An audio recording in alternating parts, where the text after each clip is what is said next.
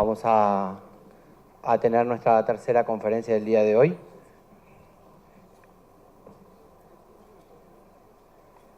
Antes de iniciar con la presentación de nuestra conferencista, la doctora Adriana Puigros, vamos a hacer le voy a pedir a Luis Garcés, el presidente de la SAE, que nos va a contar la muestra que por ahí muchos de ustedes vieron, que está colgada cuando suben y bajan las escaleras, así que es bien interesante. Buen día. Muy brevemente, alguna gente se preguntó qué era esto que está colgado en las escaleras allí cuando se sube, como los ascensores andan, digamos, no son suficientes para la cantidad de gente, mucha gente sube por las escaleras y ve estas fotos. Yo simplemente les quería comentar que en los inicios del sistema educativo argentino, Domingo Faustino Sarmiento y su amistad con Horace Mann hicieron que se trajeran de Estados Unidos 65 maestras y maestros. En realidad, bueno, nos faltaba el cupo en esa época. Eran 4 maestros y el resto maestras. Y bueno, con esto se inició el sistema educativo argentino y se inició el normalismo. Nosotros hemos querido de algún modo homenajear, porque teníamos desde la Universidad Nacional de San Juan, habíamos hecho este trabajo hace algún tiempo, ponerlo a disposición de este congreso, de esta conferencia, para que todos pudieran verlo. Cualquier inquietud que tengan al respecto, después podemos aclararla, pero los invito a que cuando la próxima vez que suban por la escalera, miren, ya saben, se trata de esto. Nada más, gracias, Ariel.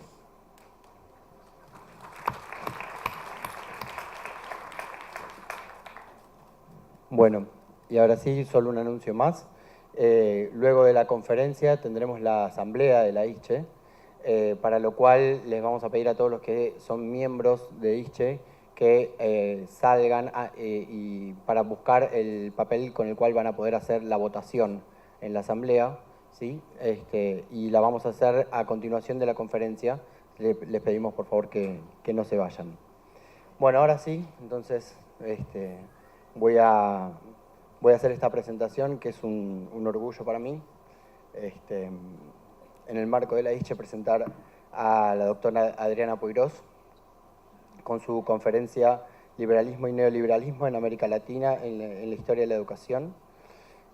Adriana, como le decimos sus alumnos y discípulos, es doctora en educación por la Universidad Autónoma de México, es magíster en educación por el CIMBESTAB de México, es licenciada en educación por la Universidad de Buenos Aires, es investigadora principal del CONICET, es profesora consulta de la Facultad de Filosofía y Letras de la Universidad de Buenos Aires, fue profesora titular de la Cátedra de Historia de la Educación Argentina y Latinoamericana de la Facultad de Filosofía y Letras de la Universidad de Buenos Aires, es fundadora del programa Alternativas Pedagógicas y Perspectiva en América Latina, en México y en Argentina, es profesora de la Universidad Pedagógica Nacional, fue ministra de Educación de la provincia de Buenos Aires y presidenta de la Comisión de Educación de la Cámara de Diputados de la Nación, recibió la beca Guggenheim y recibió el reconocimiento de altos estudios de la UNAM y es doctora honoris causa por la Universidad Nacional de La Plata. Y además es la maestra de todos nosotros, así que es un honor presentarla acá. Gracias.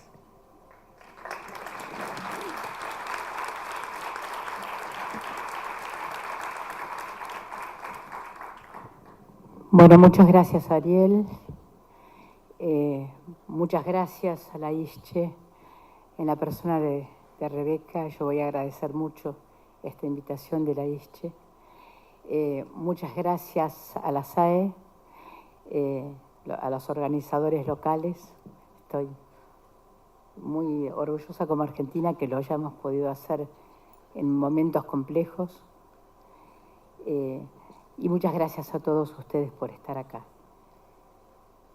El Congreso Anual de la ISCHE es un espacio de enorme valor para intercambios entre culturas académicas, corrientes de pensamiento e interpretación de la historia de la educación, confrontación entre lo que el maestro Miguel León Portilla ha llamado visión de los vencidos y las versiones oficiales de los vínculos entre los pueblos, las naciones, los poderes que organizan el mundo y en ese marco las modalidades oficiales de educación.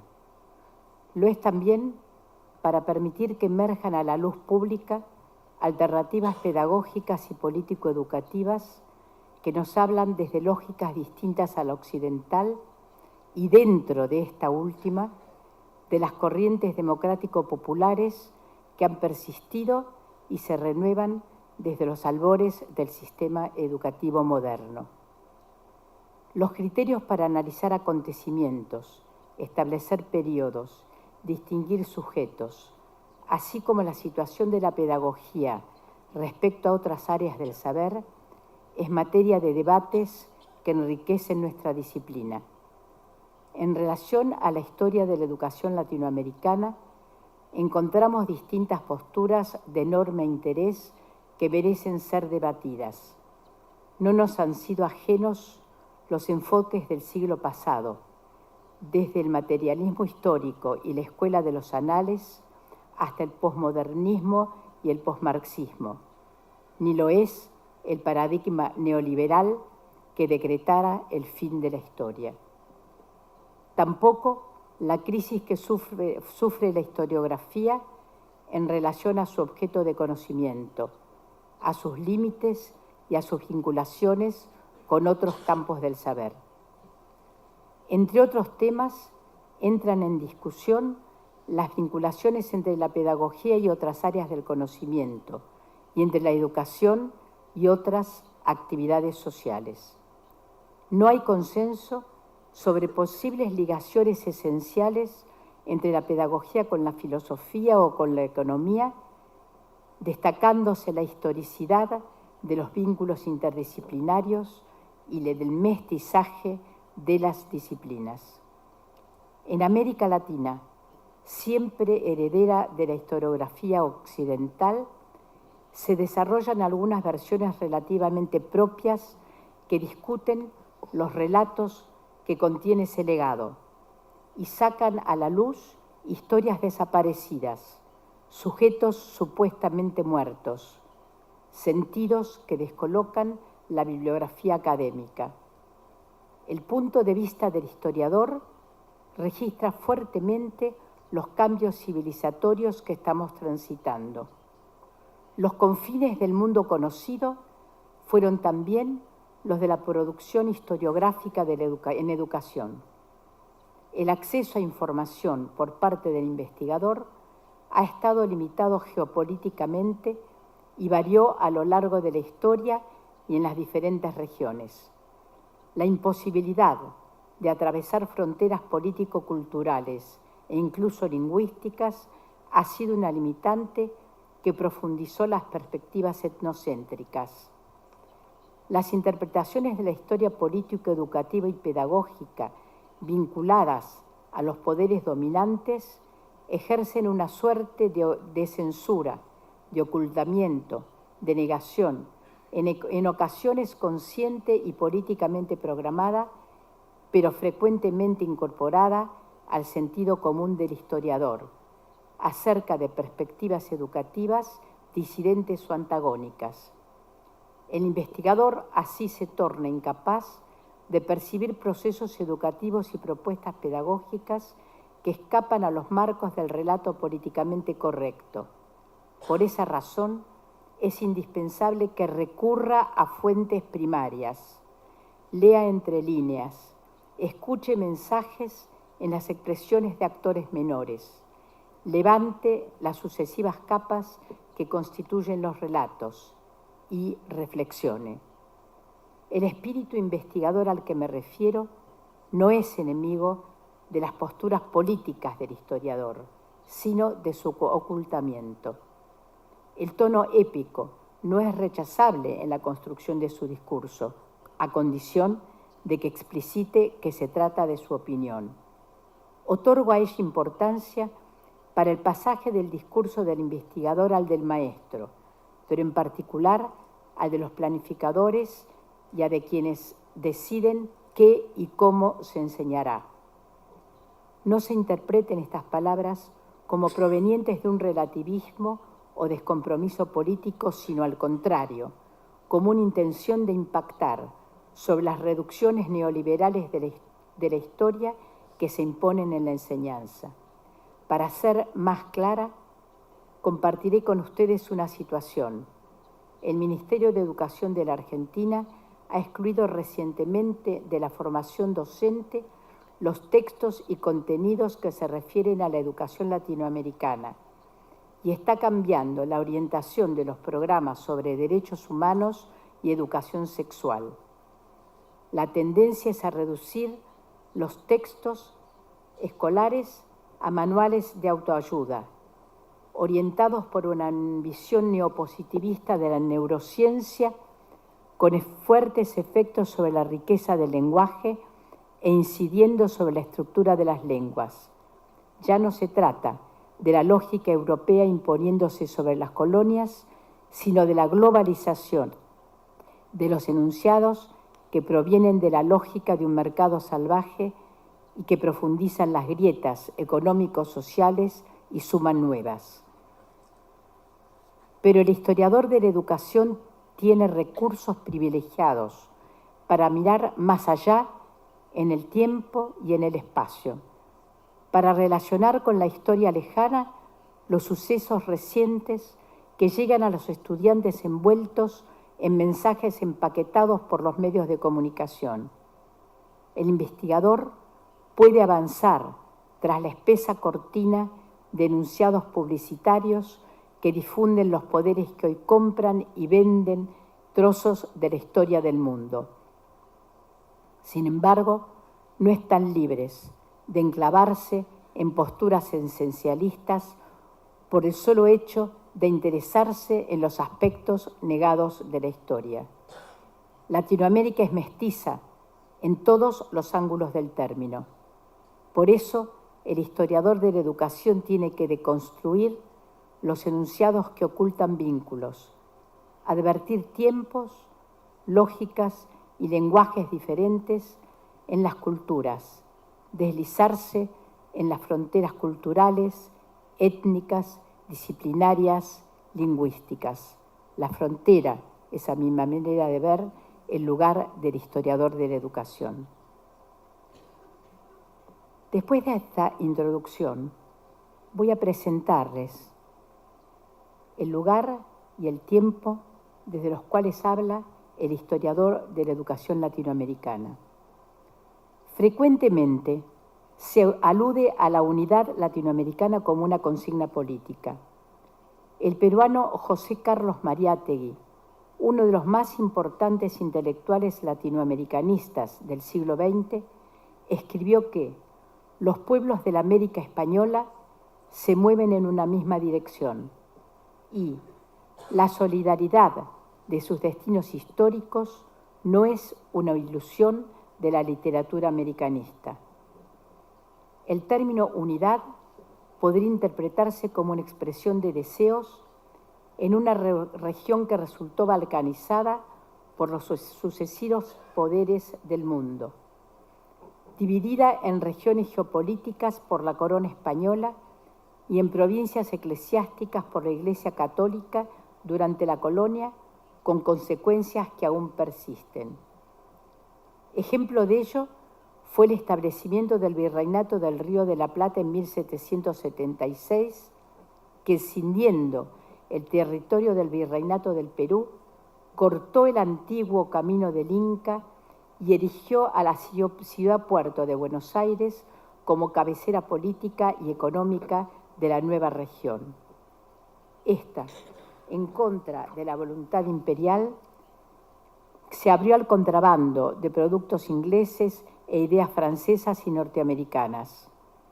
El noroeste del nuevo virreinato se alejó del centro tradicional en Lima y resultó una carga para la nueva capital, situada en el Río de la Plata, que se ocupó del comercio y tiempo después de la exportación de ganado, desinteresada de las economías regionales tradicionales y del resto de América Latina. Las intervenciones de Gran Bretaña en la división del territorio de América Latina, derivadas de las guerras de la independencia y la política exterior estadounidense hacia la región, incidieron decisivamente en el diseño de los límites entre nuestras naciones. Esos conflictos nos hermanaron repetidamente. Tenemos una historia en común, no así idiomas, salvo que olvidemos, como ocurre frecuentemente, la existencia de Brasil, el país más extenso y poblado de América Latina, y, aunque en medio de la arrolladora globalización suene arcaico, las lenguas aborígenes. Ellas siguen siendo lenguas madre para millones de latinoamericanos y han guardado sentidos como el buen vivir, el sumac causai, quechua, ejemplo de filosofías que la soberbia colonizadora dio por muertas, pero que hoy recuperan su importancia en el marco de la disputa contra el desastre ecológico y humanitario producido por el capitalismo. Entre México y Argentina están aproximadamente a la misma distancia que media entre Argentina y Europa, y que es mayor que entre Europa y México. Abarcamos 2 hemisferios.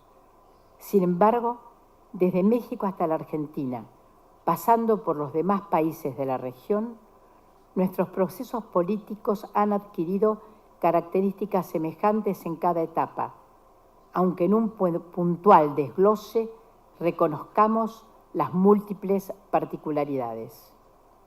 Se trata de intrincados conflictos que provienen de los inicios. No han sido ajenos a la relación histórica entre la monarquía española, el Papa y las órdenes religiosas, aunque aquella haya actuado más como un integrante del mismo campo, la corona, que como un poder externo al mundo eclesiástico. Pese a numerosos desacuerdos, entre los cuales la expulsión de los jesuitas de la América hispánica en 1767 fue el hecho más sonado, la cruz y los emblemas reales se clavaron en estas tierras formando una unidad decisiva para la conquista. Y esa unión, fundadora de la colonia, se constituyó en presencia espectral en la vida independiente de las naciones. Las soluciones monárquicas experimentadas en México y Brasil no fueron extrañas a los deseos e intentos de casi todos los países latinoamericanos por importar en el siglo XIX monarcas de Europa e incluso restituir monarquías precolombinas. Simón Bolívar y José de San Martín se inclinaron hacia la solución monárquica. Juan Bautista Alberdi, autor de las bases de la Constitución argentina, tenía la convicción de que la monarquía era el régimen más adecuado para la región y lamentaba que fuera políticamente incorrecto el propiciarla. La mirada de los dirigentes latinoamericanos estaba puesta en Europa, de modo que en el siglo XIX era lógico que se considerara la monarquía como una posibilidad. Afortunadamente, el liberalismo español de Jovellanos y Campomanes, el iluminismo francés y la revolución norteamericana hicieron lo suyo en el pensar de los revolucionarios latinoamericanos del siglo XIX. Tenemos repúblicas y hemos construido estados nacionales.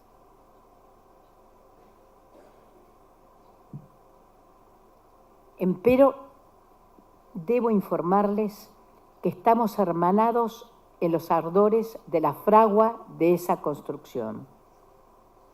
Las naciones surgieron dependientes del imperialismo inglés y bajo la vigilancia de los Estados Unidos.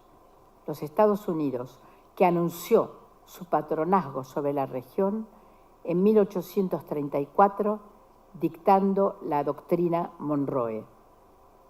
Pese a esa advertencia, la de la doctrina Monroe, la influencia europea fue decisiva en la conformación cultural y educativa latinoamericana hasta después de la Segunda Guerra Mundial.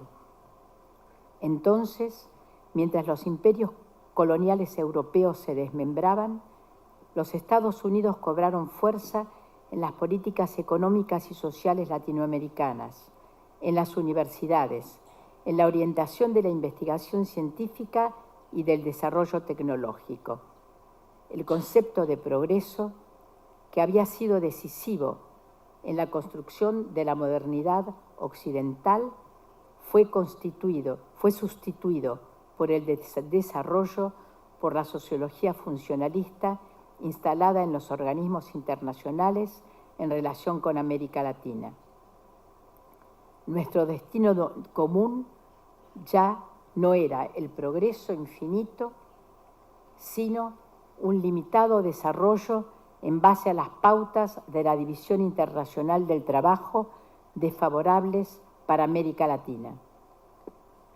No obstante la dependencia estructural de nuestros países, en varios periodos de los siglos XX y XXI, movimientos nacionalistas y antiimperialistas, el populismo latinoamericano, que hay que tener mucho cuidado de distinguirlo de los populismos de derecha que han surgido en los últimos tiempos, en particular en Europa.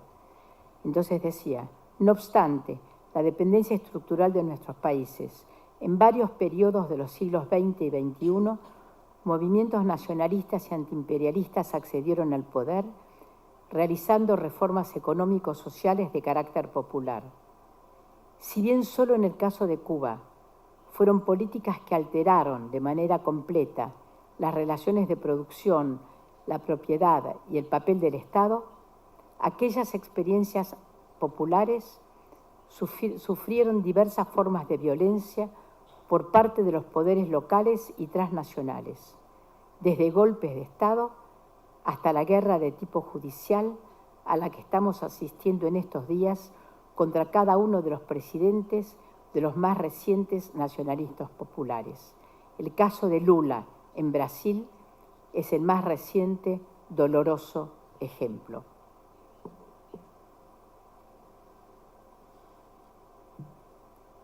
Pero permítanme retroceder en la historia. Quiero situar el momento en el cual se sucedieron las primeras discusiones acerca del carácter que debía tener la educación en nuestros países. Allá, por las décadas de 1820 y 1840, la búsqueda de maneras innovadoras de educar a las poblaciones independizadas del poder colonial convocaba a los dirigentes y a los intelectuales. El entusiasmo con el cual el método desarrollado por el cuáquero inglés Joseph Lancaster fue recibido por ellos, expone la inminencia que sentían por instruir a las poblaciones de manera amplia, superando la insuficiente llegada de las parroquias, de las antiguas escuelas del rey transformadas en escuelas de la patria y de escuelas municipales. Veían en la instrucción básica una clave para profundizar la modernización cultural a la que se oponía el monopolio eclesiástico de la enseñanza. Bolívar, San Martín, Artigas, incluso un liberal Rivadavia, argentino, el emperador Pedro I de Brasil, entre otros, se interesaron por el método de la enseñanza mutua que requería pocos docentes y prometía alcanzar una amplia cantidad de educandos. La vigencia del lancasterianismo fue efímera en varios países, pero en México, desde 1822, la sociedad lancasteriana atrajo a políticos, clérigos y escritores interesados en luchar contra el analfabetismo, un objetivo importante para integración y homogeneización de una población que en su enorme mayoría ignoraba la lengua hispana. En aquel año, el gobierno central mexicano le confió la educación a la Fundación Lancasteriana, la educación primaria de todo el país, lo que fue el principio de la centralización educativa. Y hubo intentos de transmitir la concepción lancasteriana a la formación de maestros en las escuelas normales que establecieron en Zacatecas y en Oaxaca.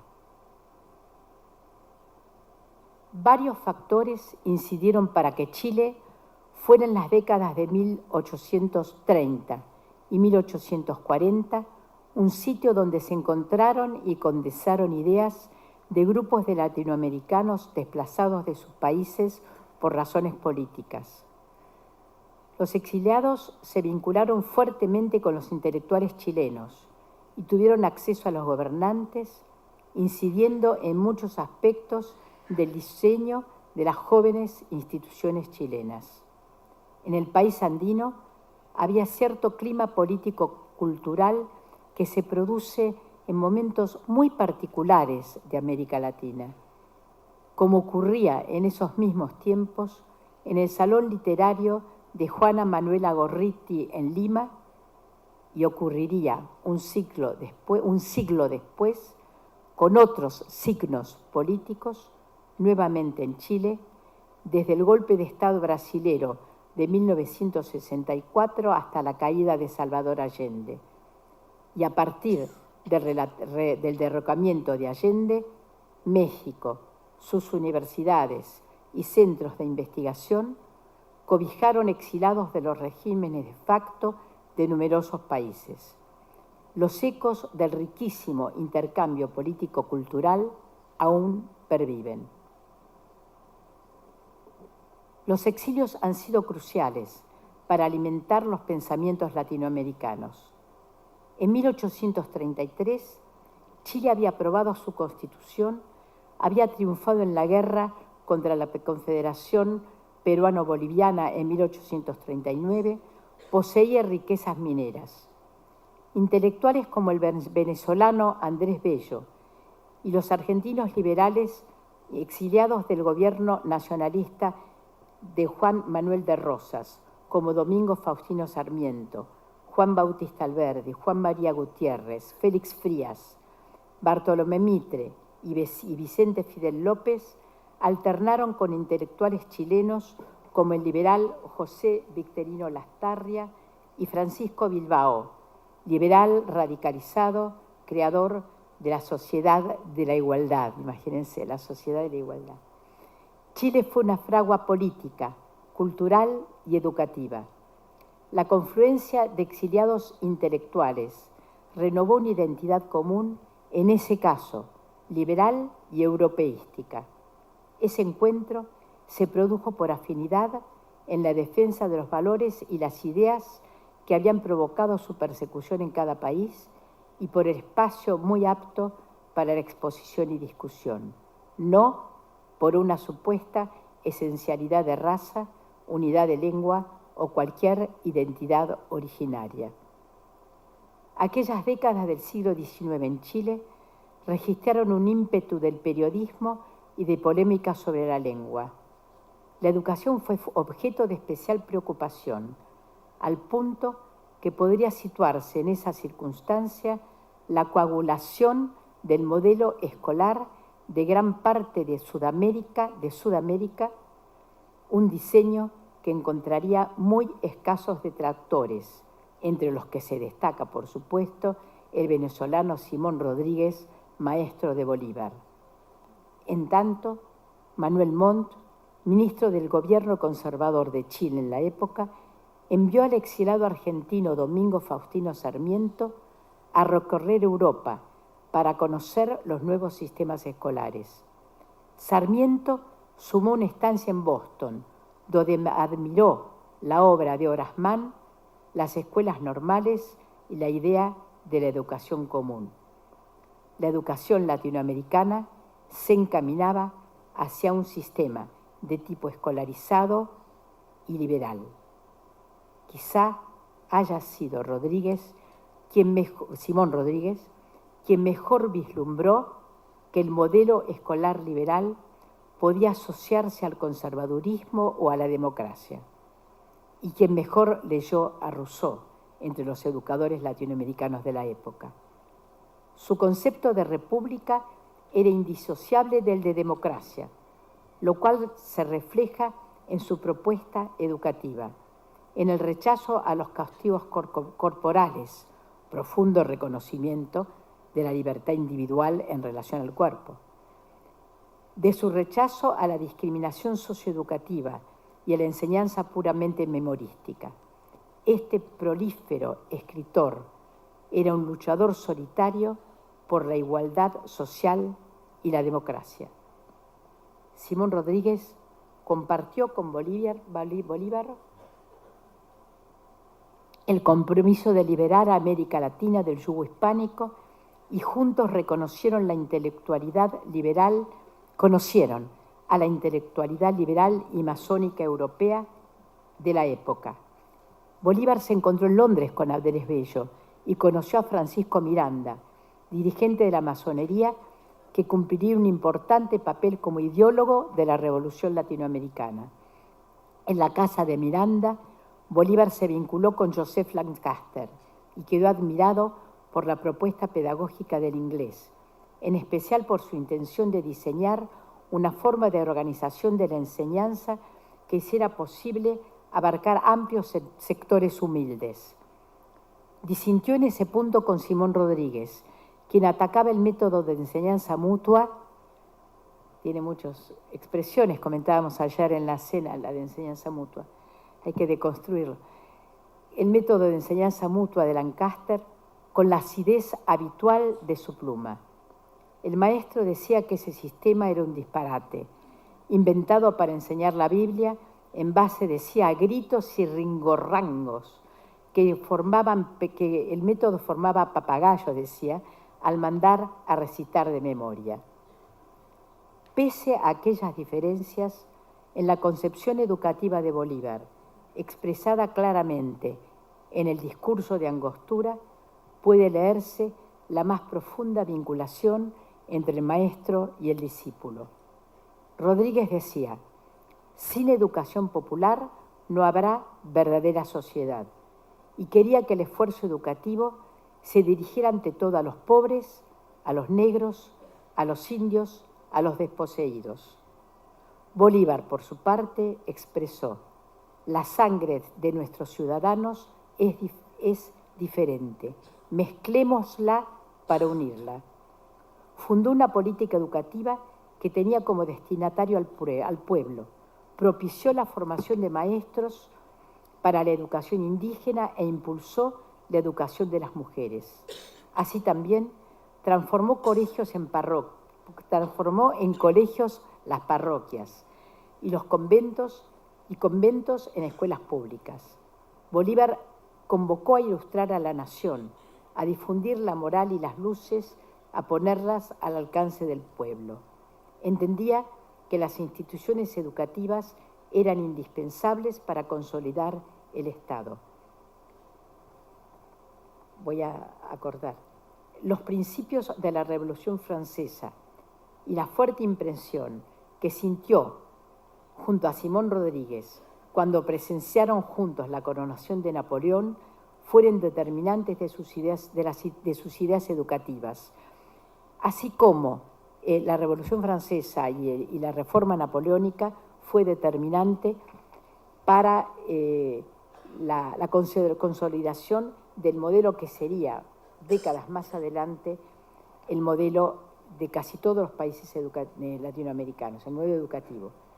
Pero podríamos decir que Bolívar fue un pionero en la construcción de los sistemas escolares modernos de América Latina, de la educación pública y obligatoria, de la educación de la mujer, de la transmisión de los saberes ciudadanos y la cultura universal, y hasta anticipó la autonomía universitaria, la jubilación de los docentes y el sistema de concursos.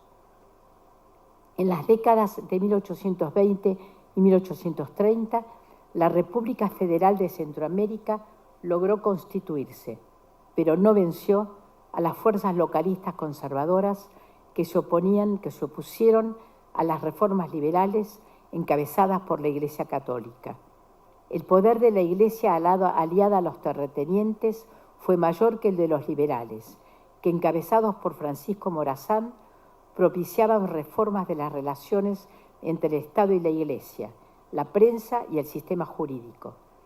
Estallada la guerra civil entre la fracción liberal y la conservadora, con participación tácita de Inglaterra, la derrota de Morazán fue un golpe durísimo para el conjunto de América Latina, no solo en ese periodo, sino afectando prospectivamente. En México, en 1831, José María Luis Mora, siendo asesor de Gómez Farías, como Espinosa de los Monteros y Andrés Quintana Roo y otros, presentó su disertación sobre la naturaleza y la aplicación de las rentas y bienes eclesiásticos y sobre la autoridad a la que se hallan sujetos en cuanto a su creación, aumento, subsistencia o supresión ante el Congreso del Estado de Zacatecas. En el decreto que convocó al Congreso se puede observar que la problemática a tratar no se restringía a la capacidad jurídica del Estado para decidir sobre los bienes eclesiásticos. El trasfondo era la identidad de los sujetos sociales. Porque la Iglesia solo reconocía a los particulares como sus súbditos y no a los gobiernos. Entonces el gobierno no tendría entidad para exigir a las personas contribuciones destinadas al sostenimiento del culto. Pero si se aplicara el principio liberal del derecho a la propiedad, la Iglesia sería una institución civil más, una propietaria de bienes terrenales, de manera que debería responder ante el Estado por sus bienes y este último tendría competencia sobre ellos, así como sobre la educación. Si bien los actores de la principal escena política educativa del siglo XIX, repetida en casi todos los países latinoamericanos, fueron la Iglesia y el Estado, el enunciado Estado versus Iglesia, al cual se ha reducido en la historiografía frecuentemente la problemática del periodo, condensa a opiniones confrontadas sobre la organización del poder y acerca de la cuota correspondiente a cada una de las fracciones de las clases privilegiadas. Estaba en juego el concepto de propiedad, el tipo de propiedad, la legitimidad de los sujetos de apropiación de bienes, así como la potestad de colonizar a los pueblos.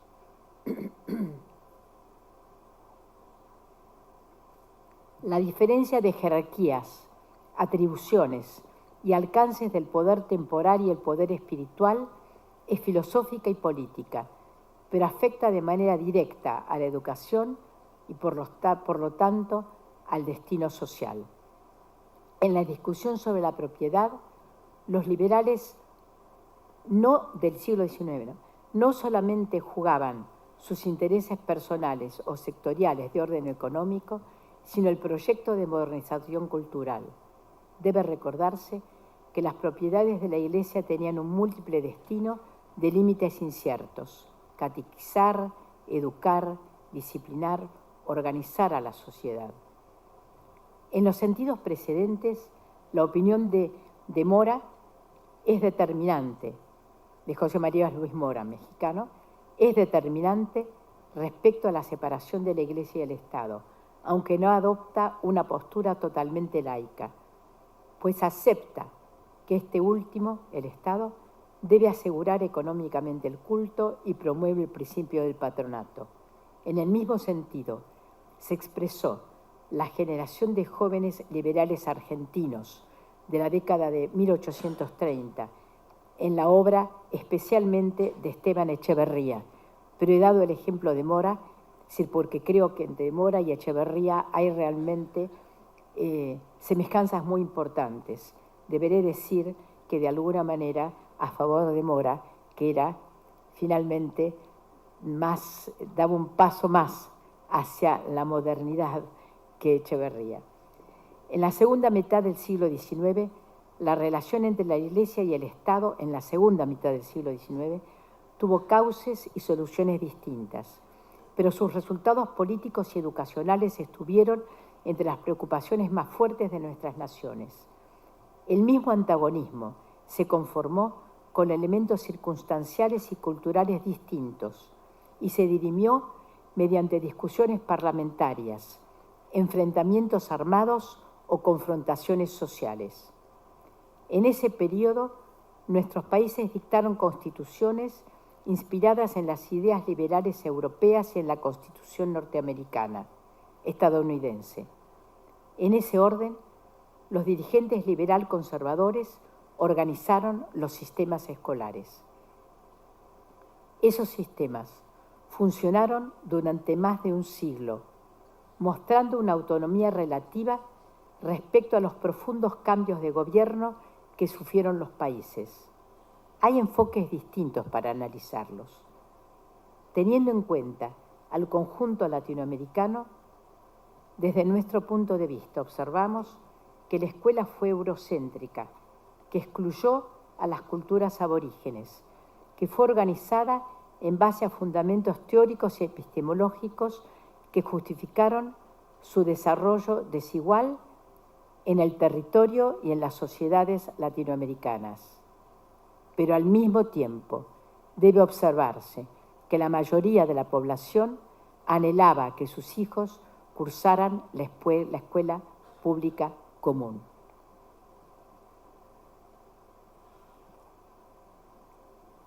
La noción de educación común es el significante que condensa los sentidos civilizatorios de la educación pública.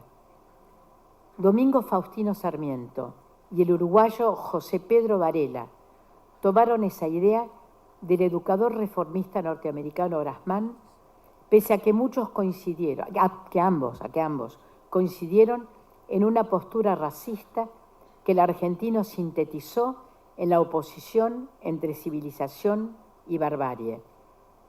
No puede obviarse que se trató de sistemas escolares desertógenos, expulsivos de los más pobres, los discapacitados, los que aprenden en otros ritmos o su lengua madre es aborigen o afro.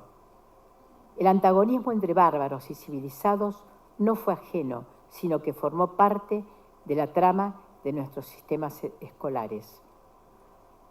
Aunque, incluyendo esos dolores, los sistemas escolares latinoamericanos, afortunadamente, transmitieron la cultura moderna a las grandes mayorías y fueron pilares de la soberanía de nuestras naciones.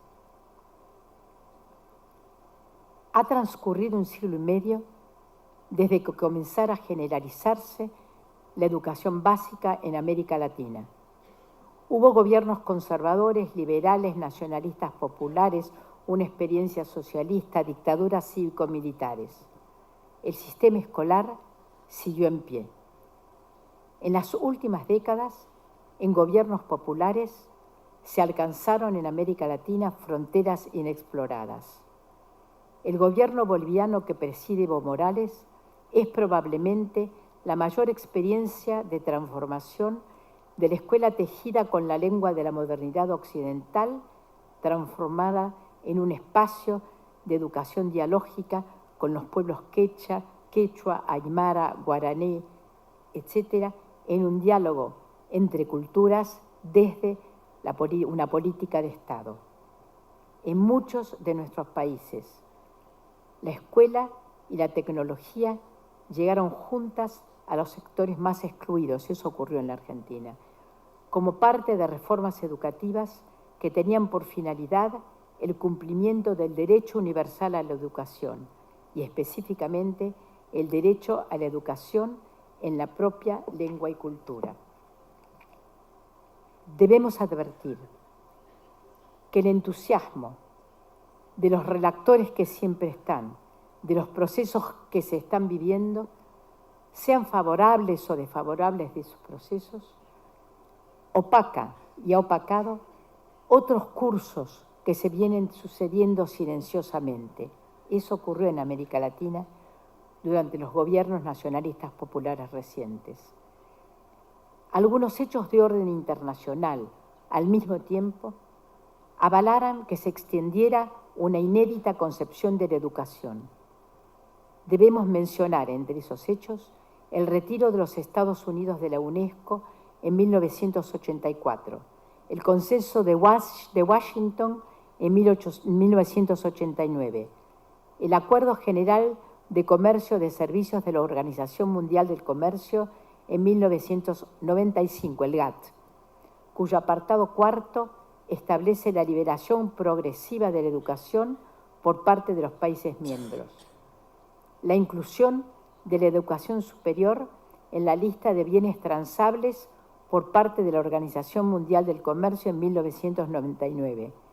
El débil efecto del rechazo por parte de la UNESCO en la Conferencia Mundial de la Educación Superior, realizada en París en 2009, que fue un murmuro respecto al carácter del bien social de la educación superior.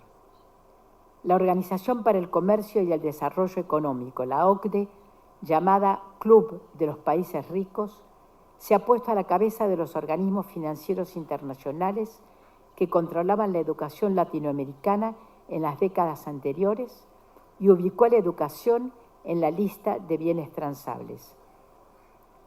La era de los préstamos usurarios de los organismos internacionales para la educación pública ha sido superada por la invasión de corporaciones nacionales e internacionales.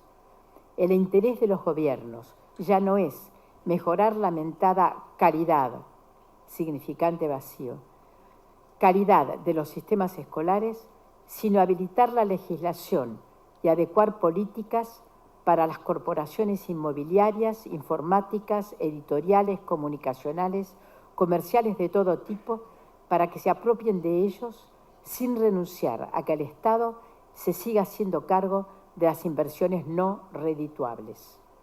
Pero van por más.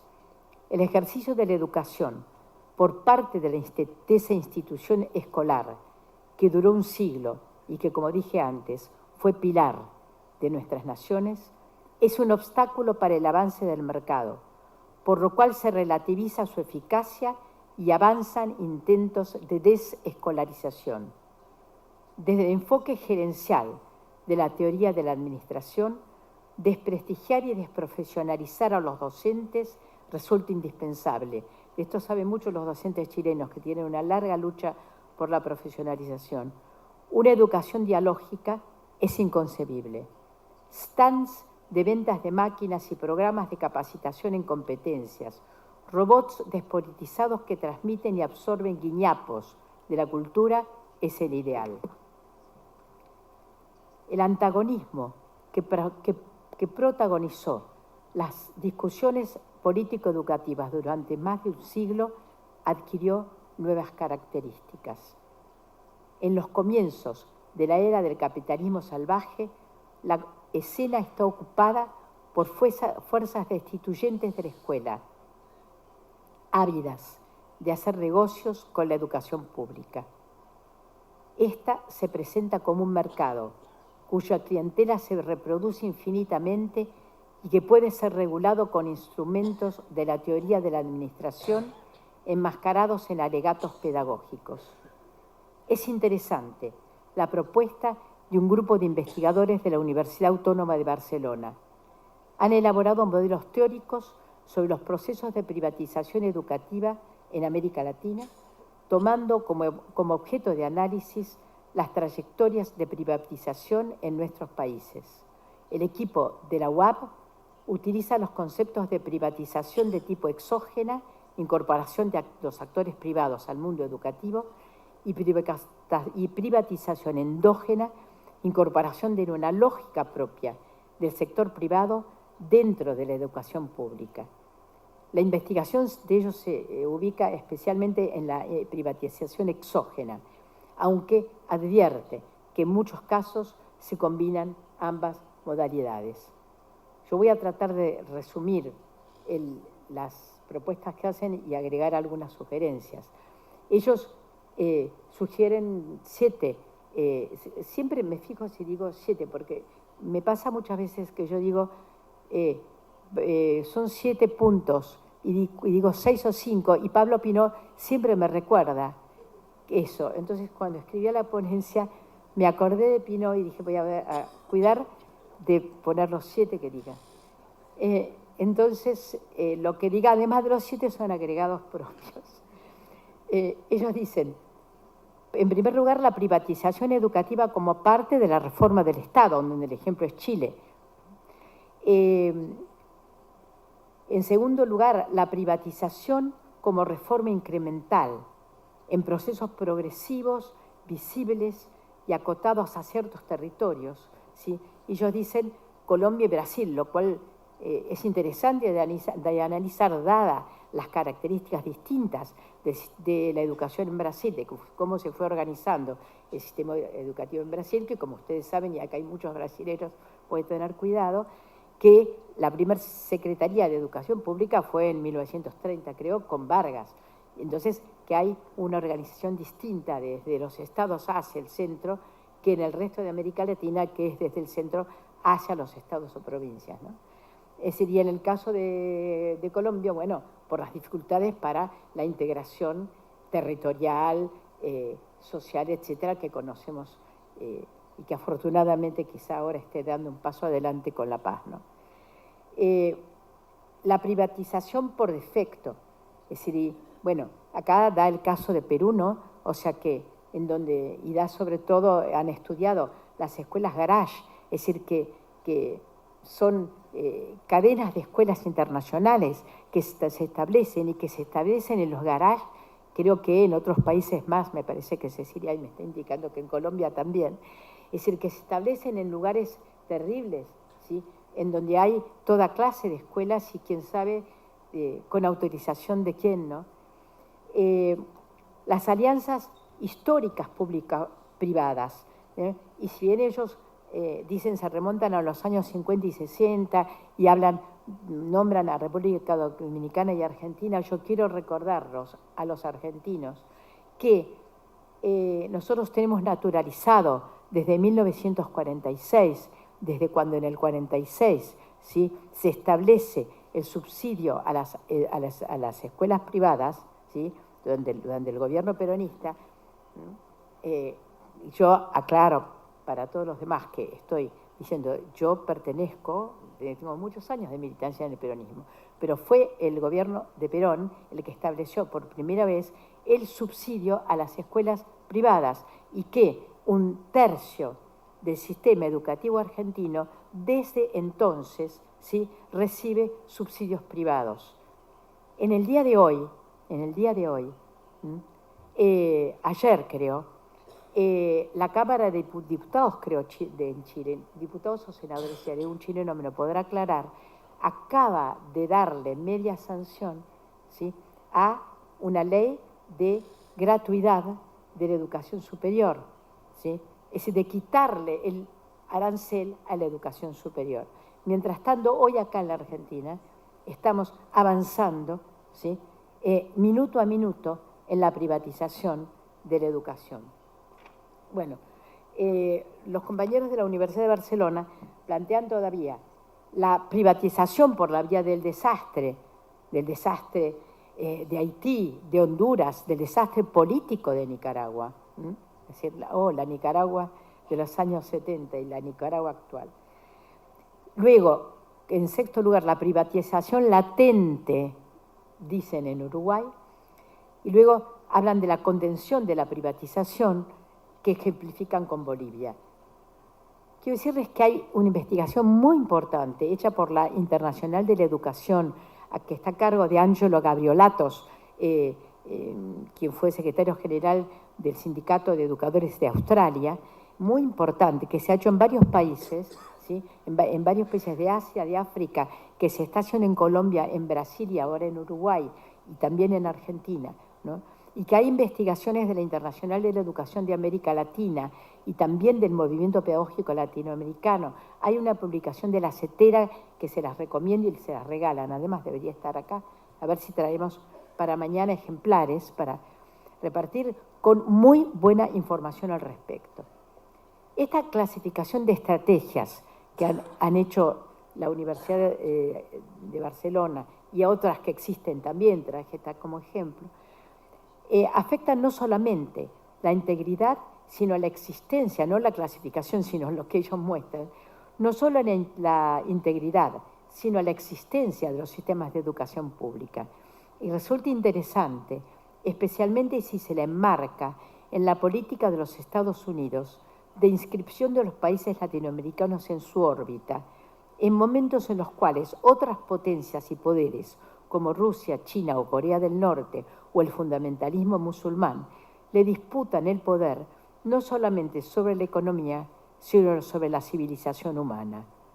Políticas que carcomen los cimientos de la educación pública debilitan profundamente, al mismo tiempo, a los estados nacionales y aportan a su sumisión al peligroso juego internacional del cual no participamos. El factor humano, que es consustancial a la escuela, siempre supone un margen posible de libertad. Hay en él algo incontrolable. Los sistemas latinoamericanos de educación pública han sobrevivido porque consciente o inconscientemente, desde rincones conservadores o desde ideales de emancipación, han hecho uso de esa libertad. Esta, por cierto, es relativa, limitada, pero mantiene diversos fuegos encendidos. ¿Cuál es la razón para darse por vencidos y entregar la educación pública?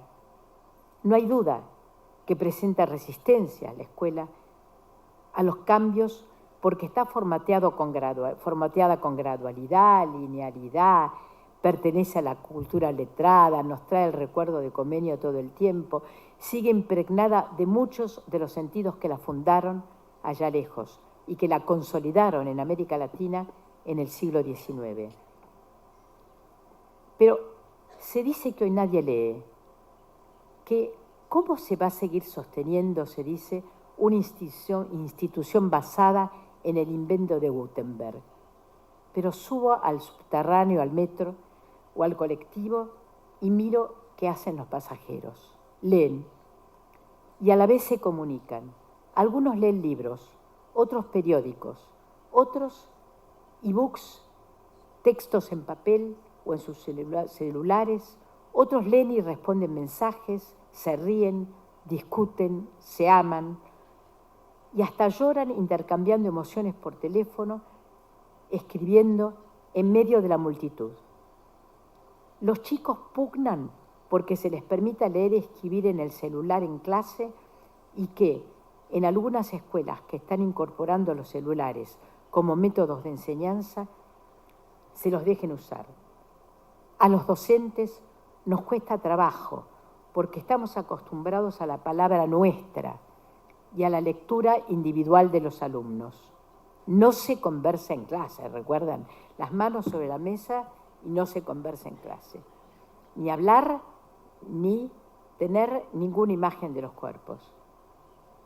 Afortunadamente, ahora el maestro o el profesor no es el único que habla. Lo hacen todos, solo que es necesario pactar algunas estabilidades y acuerdos, aunque resulten efímeros.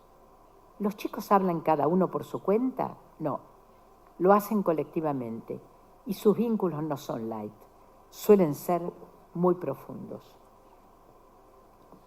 Hablaremos nuevamente de lo común. Reducido al monopolio estatal, lo común es una imagen del mercado, cuya manera de ser es monopolizar. La opción educación común, monopolio estatal o desescolarización no es la única. Sí es la única para las imaginaciones conservadoras y a la vez lo es para la preparación de un campo de caza para las inversiones en educación. Los países latinoamericanos del siglo XIX no podían imaginar una educación en flujo constante, pero sin progreso. De todos modos, el flujo no es constante. El presente no es absoluto, aunque McDonald's haya puesto en el aeropuerto de Montevideo un gran cartel que dice «Trabajamos para el presente», dice McDonald's. No solamente hay algunas generaciones de la letra antigua que sobrevivimos y en ocasiones llegamos a ser adoptivos digitales, sino que los nativos digitales leen y escriben, y en varios idiomas y lenguajes. ¿Es imposible el vínculo entre generaciones? La educación común es un concepto que supone esa posibilidad. ¿Qué debería ser la educación común? Sino el acuerdo de una sociedad sobre las configuraciones culturales que decide compartir. ¿Qué es la educación pública sino uno de los pilares de un Estado democrático? ¿No es acaso una demostración de la vitalidad de la escuela y los docentes que sean el blanco de ataque preferido de los publicitarios de la libre compra-venta de educación? ¿No reside ahí el aspecto ideológico de ese enorme negocio que son los programas internacionales de evaluación? La escuela es, por definición, un lugar de comunidad, aunque esté dañada. Por esa razón, la propuesta es hacer esfuerzos colectivos para transformar la educación, enfrentando la idea de la inevitabilidad de la incomunicación y de la inutilidad de la experiencia. Otorguemos significación pedagógica a las nuevas formas de comunicación. Tramitemos lo nuevo partiendo de la escuela y legitimando los saberes adquiridos en otras experiencias, los saberes que son socialmente productivos, los saberes del trabajo, otros. No le temamos a lo común, es sociedad, lo común es sociedad. Si abandonamos la posibilidad de la construcción de lo común desde la democracia popular, vamos a fortalecer los comunes del mercado. La concentración del poder material y simbólico en unos pocos. Volvamos a construir lo común con Paulo Freire, entendiendo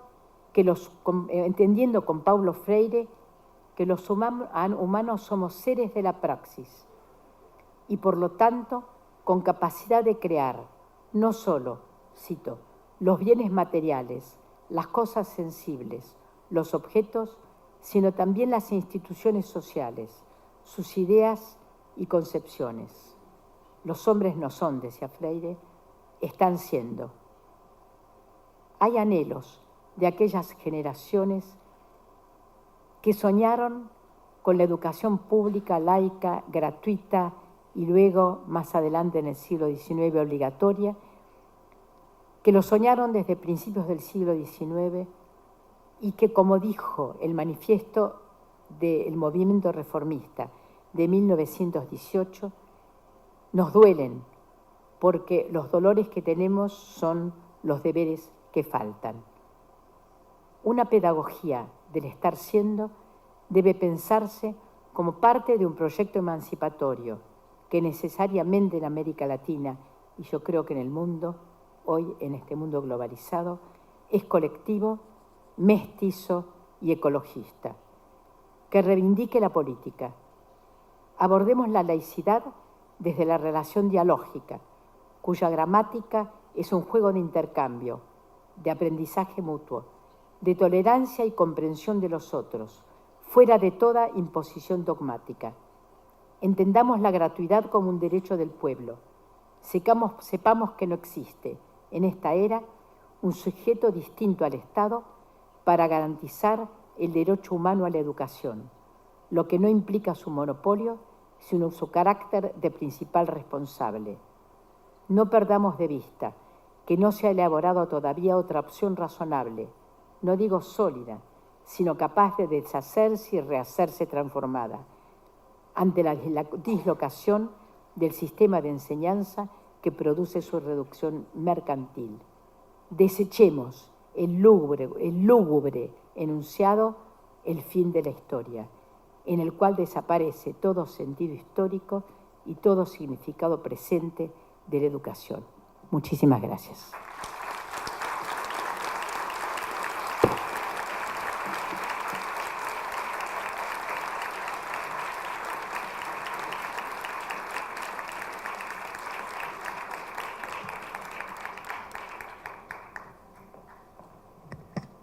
Muchas gracias, Adriana.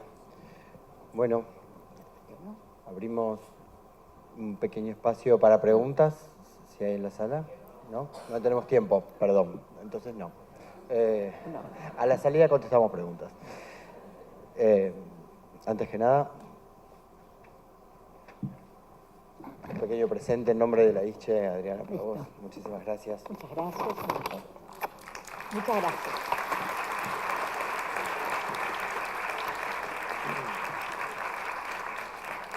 Bueno, y ahora sí, entonces vamos a continuar con la asamblea de la ISCHE, así que aquellos que son miembros, o sea, la asamblea es abierta para todos, pero aquellos que son miembros van a poder votar, y para eso tienen que salir a buscar su credencial para poder hacerlo.